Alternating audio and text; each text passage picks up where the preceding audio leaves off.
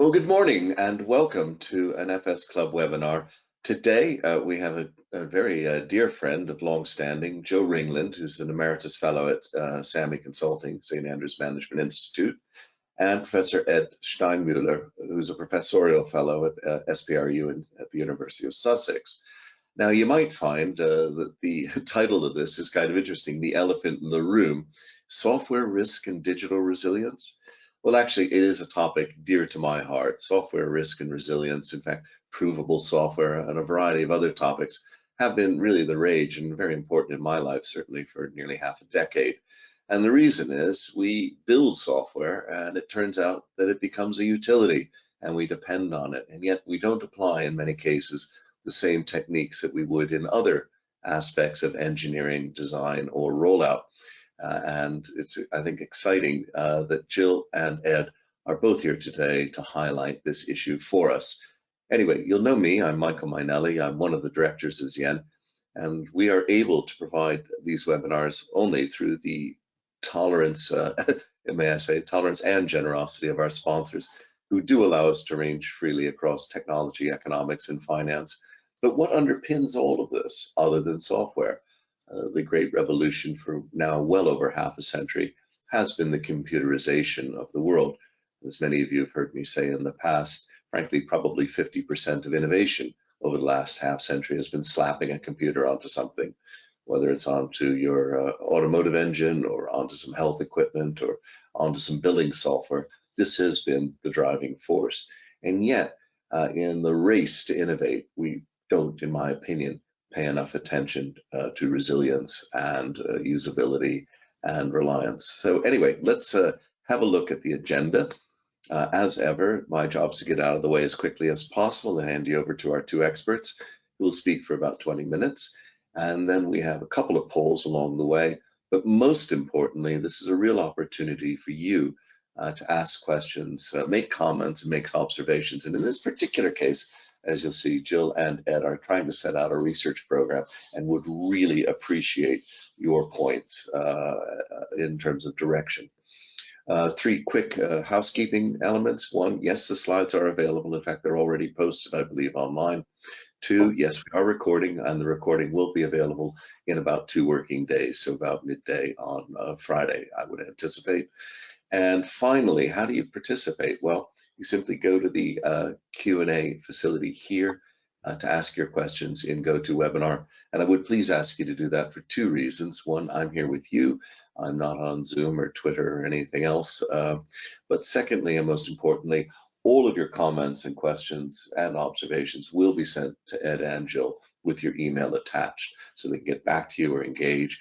You're very welcome to flash items online that you think they ought to pay attention to. So I think with that, if I could, I'd like to hand over and say, if I may, Jill, Ed, the floor is yours. Okay, well, thank you very much for the introduction. As Michael says, we're going to talk about the elephant in the room, software risk and resilience. And the first question is why? So the IT profession have known for a long while that though people, the economy and society rely on software systems, they're flaky. The systems are vulnerable to internal defects and external threats. And in many cases, management have sort of gone, I don't know where to start. And there are, because software is different, it's intangible, it's also subject to failure modes, which don't have their analogy in the physical world. So software is subject to intermittent failure, it's subject to malfunction, and it's subject to catastrophic failure. And all of these impact productivity and profit, not just to discount the aggravation of people who are trying to deal with it. It's also true that software services are largely unregulated and they rarely conform to standards.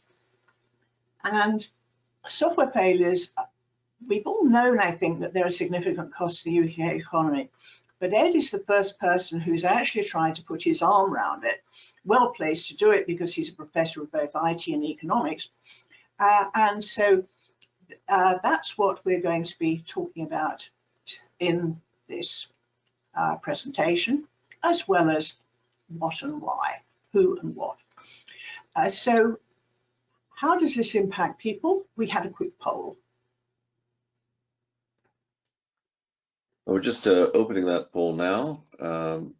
And as ever, Jill, Ed, the FS Club audience tends to be pretty quick. So do you rely more or less on IT systems than you did during the pandemic? Folks, fairly straightforward, much more, a little bit, same as before, a little less or much less. I suspect much less is unlikely. 70% of the audience have voted. Moving on up there. Great, we'll just show those responses. I must say, I found this sort of pretty much what I predicted, same as before for the most part, maybe a bit more, but there's a quarter of the audience who thinks much more and nobody less. Jill, Ed, any thoughts? I think the same as before is the significant one, because there's been a lot of commentary about, the changes in behavior coming from the pandemic. But, half of people say, actually, I'm still using the same amount.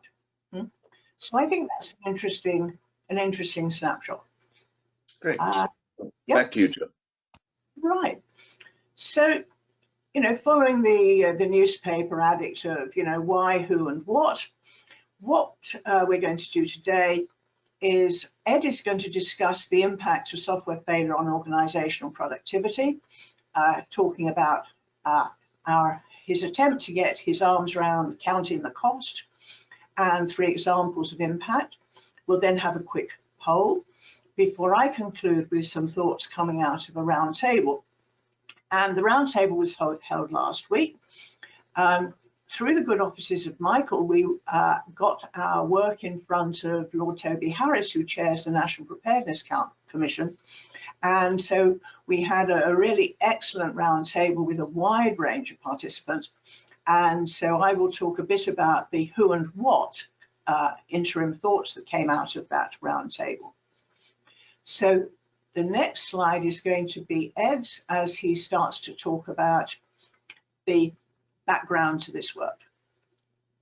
Right. In conducting our work, we've tried to have a pragmatic definition of risk and resilience that would allow to make operational the estimation of the size of costs, the size of risks, and also to be very precise and specific about what might be involved in achieving greater resilience. And both the narrower definition that we are using and the broader FCA Financial Conduct Authority definition are relevant in this regard. Next. So, as Michael noted, software is increasingly a utility, and most organizations rely upon the operation of software, but the software itself is largely outside their control. Most software used in the UK is produced elsewhere in the world. So the question of what is software risk comes down to what is the impact of software failure, and we start with the idea that software and IT configurations are overtaking power outages as causes of major IT service breaches. Nevertheless, although this basic thing is known, we don't know so much about the causes and mitigations of software failure, and it's largely invisible, even though it clearly has the potential and the reality of causing severe damage through service and data breaches and then reputational risk. So finally, economic effects of breaches aren't routinely quantified. I'll have a few words to say in a moment about that by UK organizations. And the bottom line is that social costs of software failure could be catastrophic. Next. So in thinking about what can go wrong with software, which is really the sources of risk, there are a collection here of common causes. And I would stress that one of the features of this is that hybrid causes are quite important. For example, open source software might be more reliable because it's transparent and subject to examination of many people, but open source software also suffers from lack of sponsorship. And so when it can become immediately legacy software. So open source software becomes software that nobody actually has responsibility for, and if there are problems that it introduces the question of finger pointing, who will fix the problem? Second, technical trends are acting as accelerators of risk. So we have increasing volumes of software, meaning that risk, because all software has inherent risk, and risk is growing. There are lots of interactions between software as the ecosystem of software becomes larger and more linked, and their nature of failures is somewhat understood, but they're unpredictable. Where they occur is very difficult to predict. And a further accelerator is the Internet of Things, where we have software even more ubiquitous and pervasive than before. And of course, the Silicon Valley sort of speed to market, move fast and break things approach to engineering, which reduces consideration of service breaches and maintenance. All in all, this significant upward trend in risk.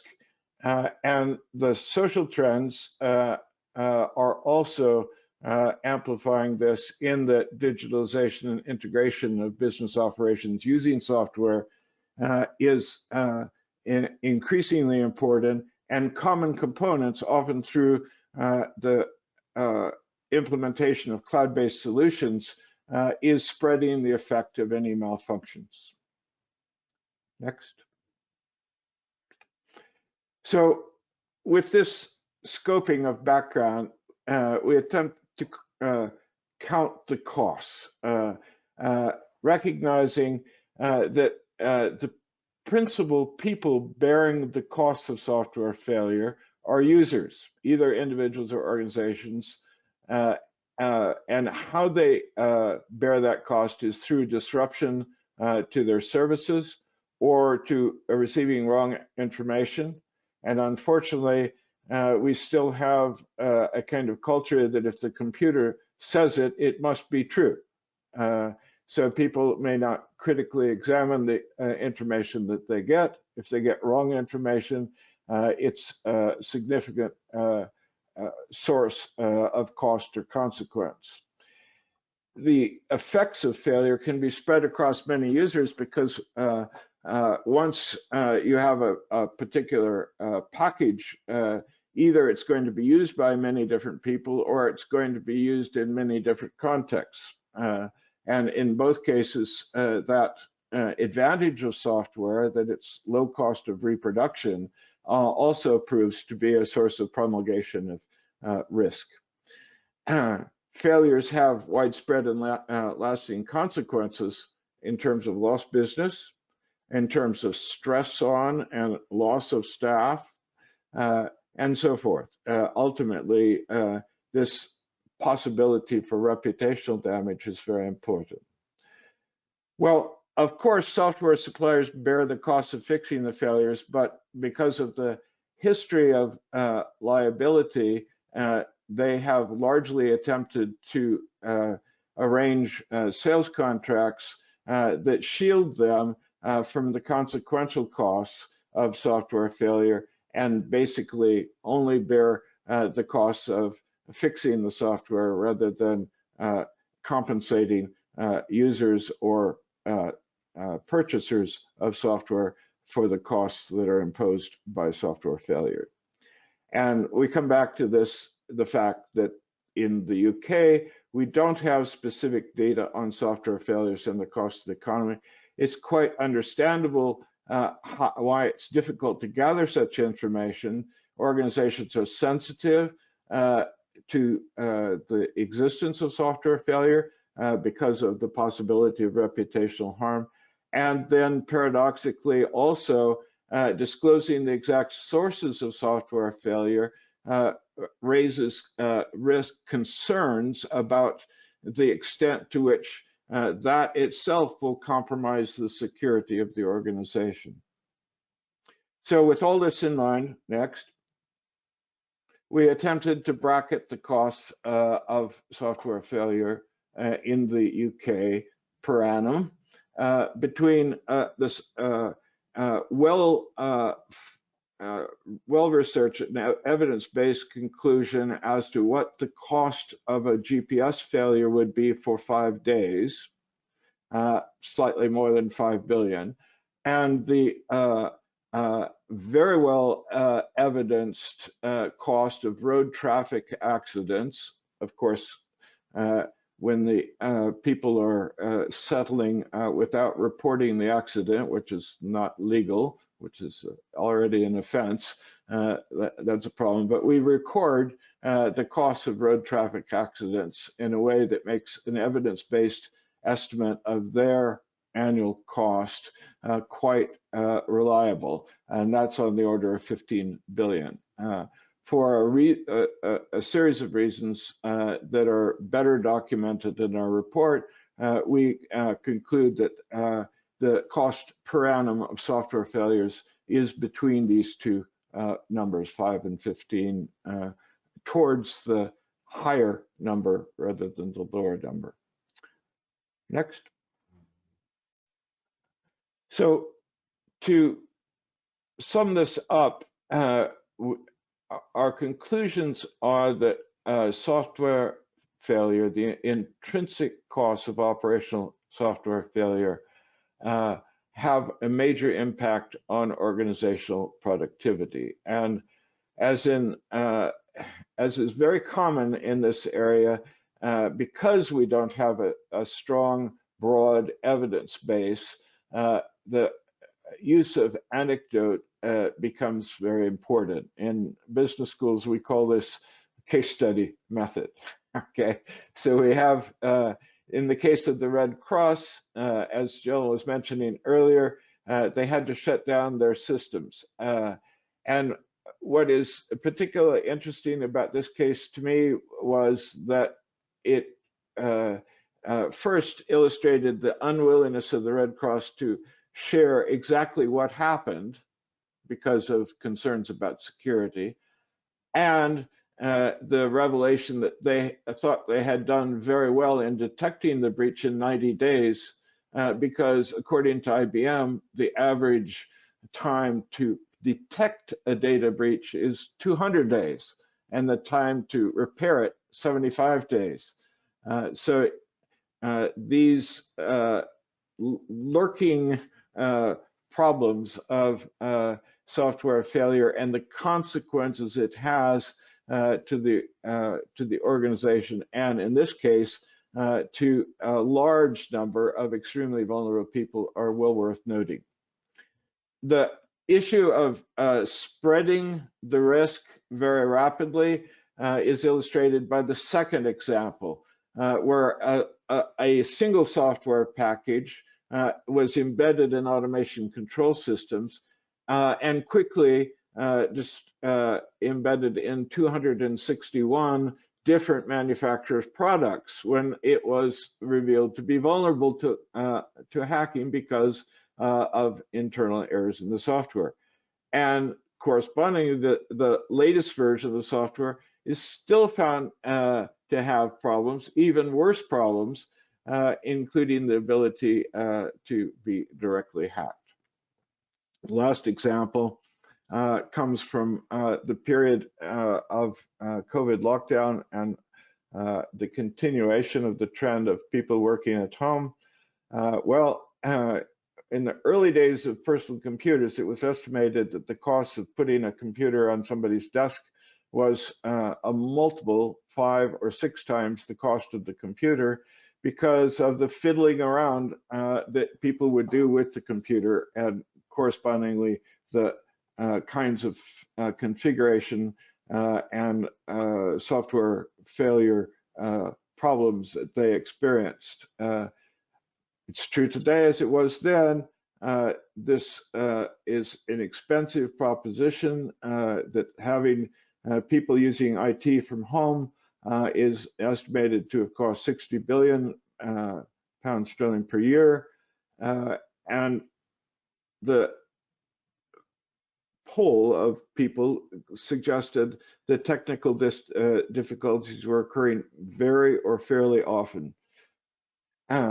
And a side point was that data delays led to chaos for city traders and caused pricing errors in fast-moving transactions. So these are all part of the cost and consequences of risk. I focus mainly on risk because of time and because we're at an early stage in the process, and we want to think more about how resilience can be achieved according to this definition that I introduced earlier, how resilience can be achieved in organizations, and who needs to know what to do that, for which Jill will have some further remarks.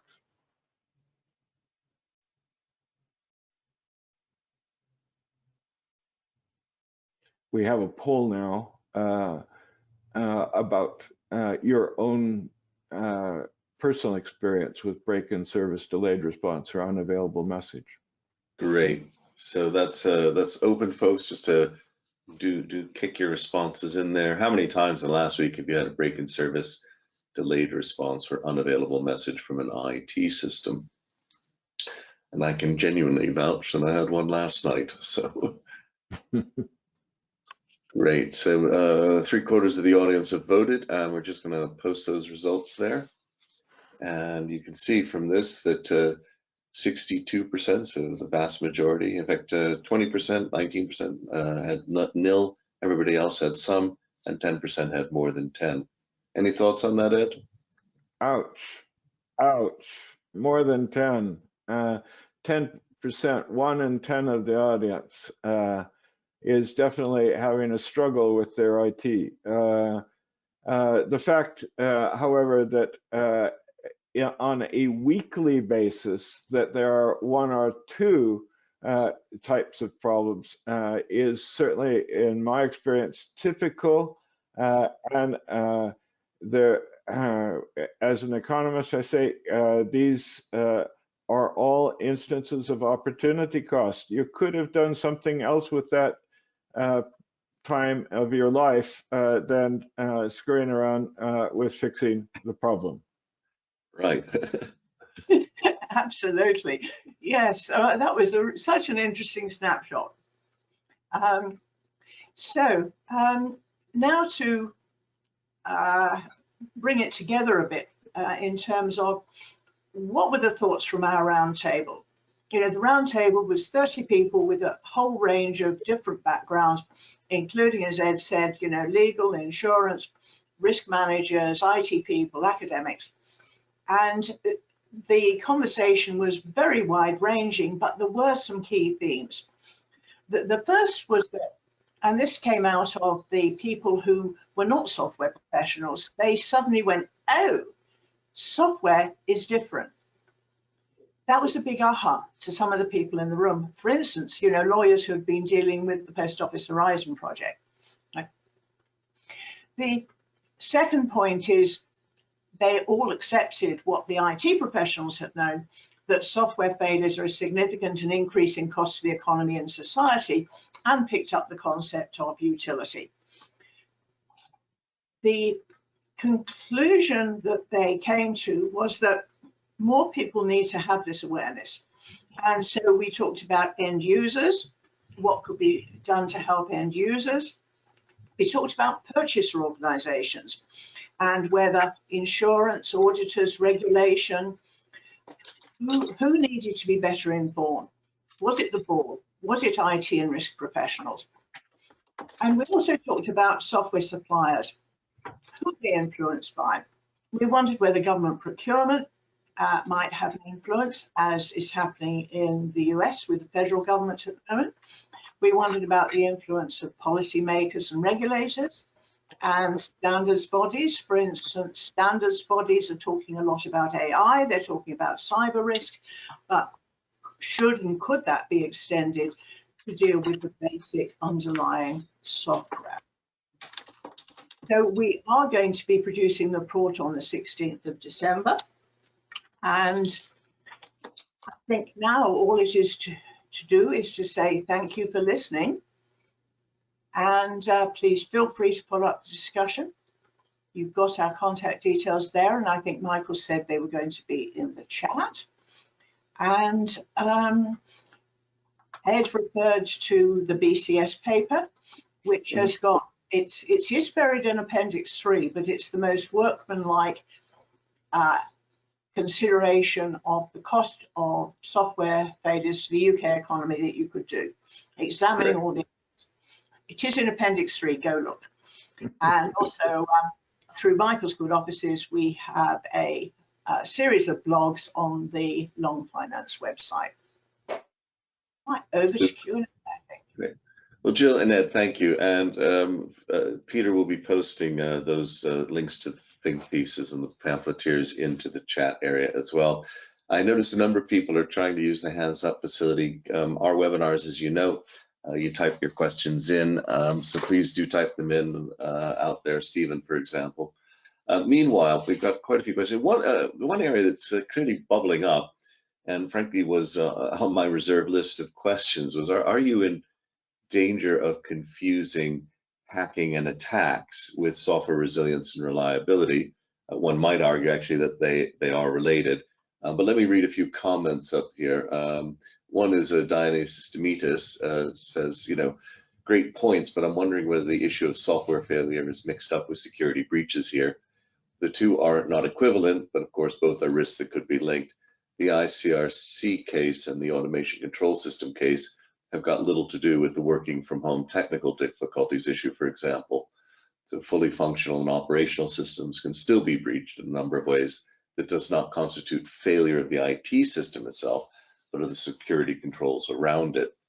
For example, if an attacker compromises credentials to access the use of software and access data, that is not really a software failure. So that's Dionysus' thoughts.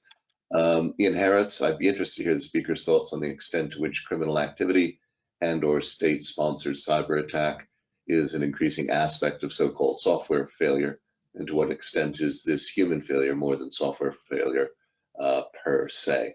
And finally, Clive Bullen, you know, what useful tips do you have for individuals to help protect from software problems apart from the obvious ones like buying security software? So you can see here people are a little concerned about your definition in this space. Your thoughts, please. Mm-hmm. Well, I think the train of thought is that if software is constructed in a certain way, it can inadvertently, by people who are not malign, be caused to fail. It can also be caused to fail by malign attacks. And so cyber is malign attacks, but there are a lot of examples which are in the report but we didn't put up today, which are totally, you know, operators not understanding the underlying mental model of the system, which is essentially what happened in the Horizon project. That is, sub-postmasters weren't told that they shouldn't put another transaction in if they haven't had a response to the previous transaction, and transactions took sometimes several minutes to get echoed. So there's a whole spectrum of things that happen to software systems, but the big point is that software systems are out there and being used by a range of operators, some untrained, some trained but misoperating, and some malign. And in order to get resilient systems, owners of systems need to think about their whole structure such that they can make the system recover no matter what the source of disruption. So that's not really an answer, I'm afraid, but it's trying to get to the underlying inherent vulnerabilities of the software systems that we've built. Okay. Does that make sense? Clive's point, though, was, did you have any useful tips for people to protect from software problems? The only tip is always following up when there is a failure and getting to, really drilling down to find out what caused it. Because quite often, I know talking to a lot of people through the BCS who are in senior jobs in big organizations, the push is just get the system up again. Don't ask why, just get it up again. And the professionals get very worried about this because they can see that there must be something systematic happening, but they're not given the time to go and check it out and prove it. And so I think it's part of the mismatch between the professionalism of the IT profession and the lack of a good vocabulary between them and people who are concerned with operational characteristics. And so one of the inherent themes that came out of the discussion was the need for risk professionals and IT professionals in organizations to bridge that silo, their silos. Okay. Sue Milton completely agrees with you and has been stating similar for years as well. What is one step or one solution that can act as the starting gun for improved software safety? And I might tack on to that, in my experience, you need some kind of crisis. I was heavily involved in the Y2K Millennium Bug issues, and actually what made it solvable was there was a deadline. It's not like we don't know that software has got problems and falls over a lot, and we tolerate it in ways that we wouldn't tolerate our car jumping over it or something. So, my favorite joke has always been about the three engineers: a systems engineer, a mechanical engineer, and a software engineer, and they're going down the mountain, and suddenly the car goes out of control and stops, just hanging over the edge of a cliff. The mechanical engineer hops out, looks under, says, "Oh I can see the problem here. We've got a leak from the brake line." And he immediately takes a piece of gum, sticks it up, fills it up, ready to go, lads. The systems engineer says, "We can't do this. We have to go to zero fault tolerance, and we're going to have to go back and examine how the car was even created and all that." And the software engineer, trained by Microsoft, basically goes, "Why don't we go to the top of the cliff and see if it happens again?" So, it's that kind of, we're very tolerant of software. I think Sue's got a really good point here. Is there some solution, or is there some crisis we could do that would be a starting gun for improved software safety? Well, crises are going to occur, so in that sense, you can rely upon the fact that individual organizations will come to take this more seriously as they experience the catastrophic outcomes. However, if I was starting, I would start on the resilience side rather than the risk side. The prevention of risk is in principle desirable, but we're rather far away at this point from having the best tools for preventing risk broadly deployed. On the other hand, what you can do in a short amount of time with regard to increasing your resilience to be able to recover from a operational software failure with a minimum of damage is much more doable and much more straightforward. What we want to work toward in the medium term is a better understanding of how to prevent. And in fact, we need more evidence as to achieve that prevention. Okay. Now, you also made a point there about reporting, um, and we've had a lot of problems on this. If you look at, for example, reporting in the round on cyber issues, which is I know, a narrow element of what you're looking at, one of the difficulties with the insurance sector has been there's no monetary value attributed to it. I mean, imagine you take your car accident, automobile accident example, in a non-monetary situation, it would be impossible, because I would sort of say, well, my gosh, look at that. That cyclist nearly hit me. You Hmm. know, I got a tiny scratch. I want to report all of these things. And somebody else, sort of walks away from it having smashed into a tree and sort of says, well, nobody died, because it's all based on personal opinion of what you think constitutes something worth reporting. The minute you've got monetary value in it, suddenly there's no point in reporting this. It's just a little nick. But I better report this because I want to get the car repaired. Money makes a difference.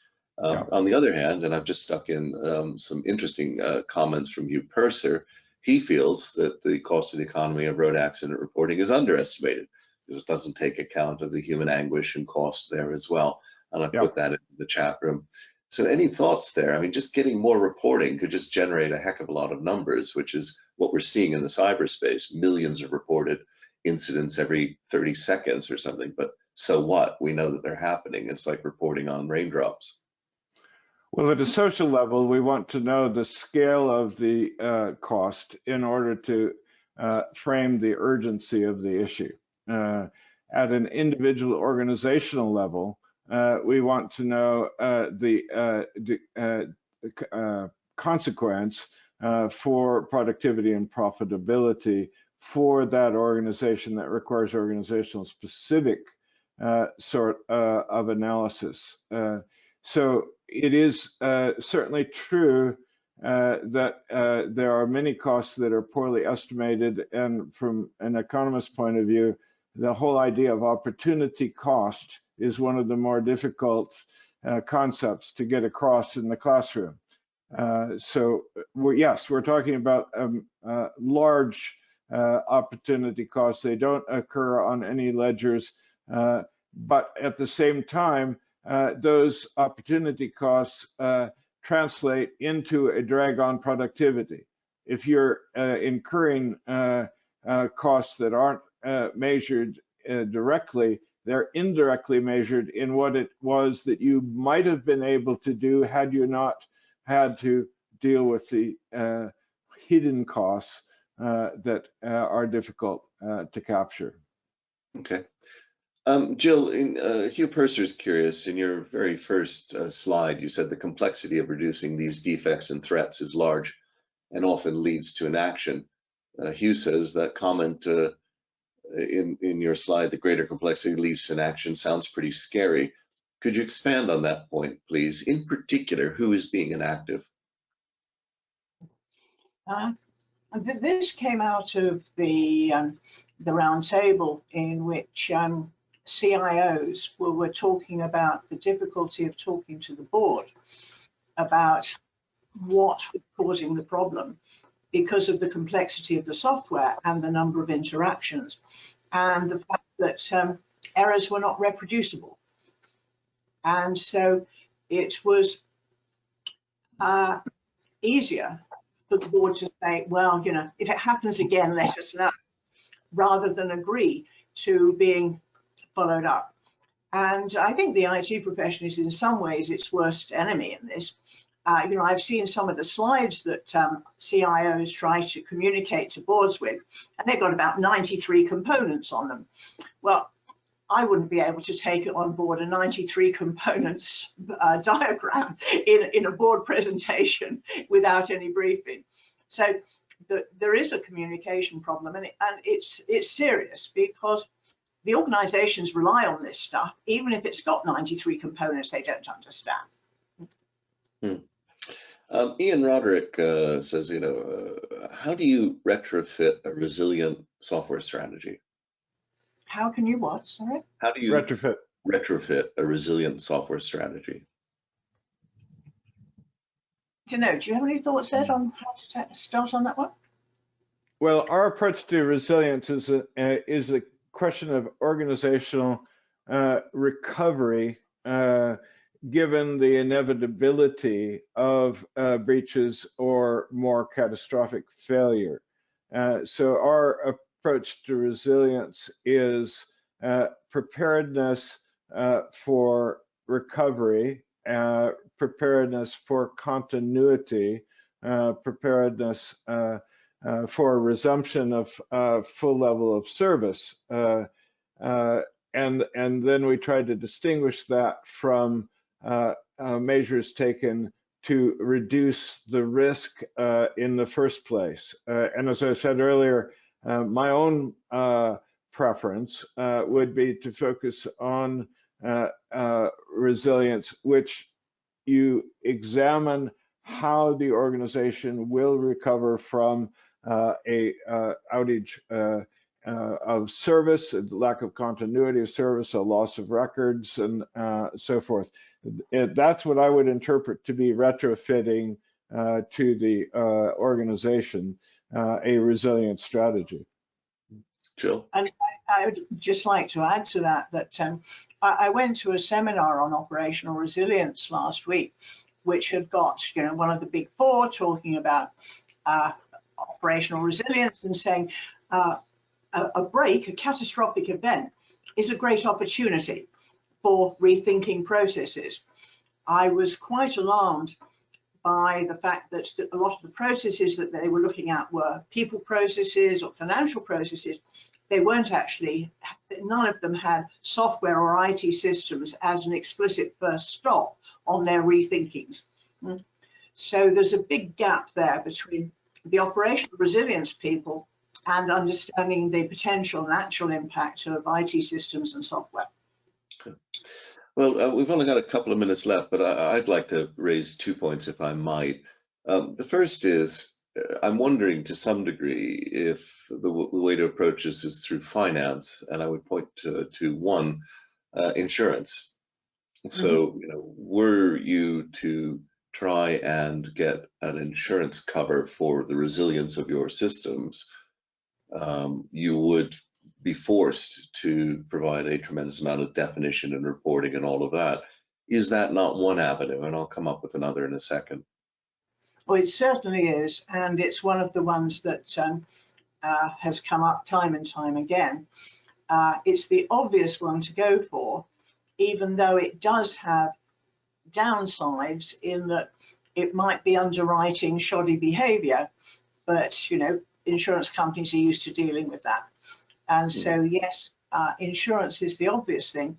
And of course, people routinely, many organizations have got cyber insurance now. And so it ought to be fairly simple to have the conversation about extending that to other forms of software and IT systems risk. Yes. Okay. Easy to do. But we have one further issue, though, is this is working better for medium and large organizations. It doesn't quite address a very small organization problem who may not be able to afford or see the need for the insurance. I don't know, Ed. I mean, even as a sole trader, I had to have professional indemnity insurance. So I think certainly, we at CN would point you to numerous webinars we've held on cyber catastrophe reinsurance, where we've been tackling a subject extremely close to this, in fact, a part of this. And what small business owners particularly want is they want business interruption insurance. Right. And so looking at this as a business interruption is probably the way to tackle it. Yeah. The second thing I push, and this is based on the Y2K experience that we had, one of the things that's interesting is when you looked at Y2K, you saw that the accountancy profession really didn't value software on the books. There was no depreciation cost in there, which said that every year I'm managing it. And yet suddenly these things were hyper valuable, downright essential. So you had this kind of, how can it be so essential if you have nothing to do with kind of maintenance and development on it? And it was actually in many ways, the Y2K was an accounting error. And I recall that specifically. I was asked to build a system well, several systems I built in the 70s and 80s, which were still operational 20 years later. And nobody bothered to maintain them. And at the time, I had been told, don't worry, the system will only be around for 2 or 3 years, and we'll get it done properly, and we'll put, you know, a full date in there. Because again, in the late 70s, we were very tight on space. So it was in many ways an accounting failure to have something that valuable, which wasn't recognized on the books. Yes, and that has come up as a problem that because software is an intangible, it's very difficult for a lot of organizations to put it through risk registers, to deal with threats to it, because they don't have a vocabulary. And so part of the discussion at the round table was what extra vocabulary do we need to deal with software so that real people can understand it, not just the IT profession. Yeah. I'm just sort of wondering, you know, if you were to push the boards on the basis is, have you really got your software valued at the right value? And then that would drive also into this. But we've sadly run to the end of time. It's been absolutely fascinating. And folks, a reminder that Jill and Ed are really after comments at this point. They are trying to structure research, and that we're probably going to be hosting them in subsequent phases of this. And I will, if I can, just conclude with 3 quick rounds of thanks. Firstly, audience, you've been super today. Lots of good questions and comments, all of which Jill and Ed will get. Secondly, our sponsors, you are extremely kind and allow us to do these, but I don't think there's anybody on our sponsor list who wouldn't find software risk and resilience absolutely pertinent. And a quick look on the website for all of you at things coming up. But of course, my real thanks have to come to you and Ed. Now, we at many points over the last few years have wondered about some way of allowing audience applause to really come through, and nothing has really worked. Zoom has a kind of a wavy hand thing and all of that, or we could open up the floodgates, but I wanted to develop something, and so we still use a very, very reliable piece of non-software, which is our little Korean karmic clapper, which we'll have to do for applause from everybody. But it's been a delight to have you here. We're looking forward to this project going forward, and you're certainly addressing a major issue of our times. Thank you, Michael. Thank you so much, Michael.